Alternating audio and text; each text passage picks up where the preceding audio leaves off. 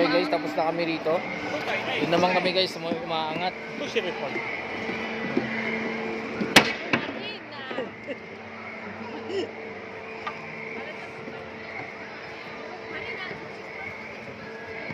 Yan guys, dito naman daw kami, sabi ng aming anak na si Nathan. Siya ang masusunod ngayon guys kasi araw niya to. Sunod ako ngayon dito guys. Oh, let's ride here. It's fun. You want?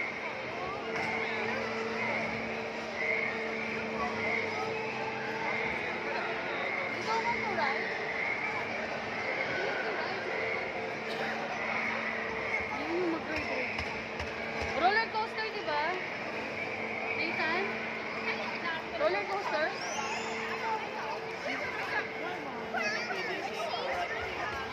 Nathan, this is a common playground in the Philippines. Let's go. You want that? Okay guys. Dito guys, marami to sa Pilipinas eh. Yeah. Kahit isang mall. Nathan, careful ah. May mga baby, Nathan.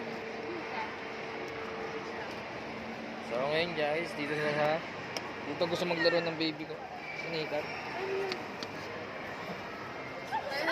So kami naman na lang ni Miss sa mag-ride guys. Okay, bye bye.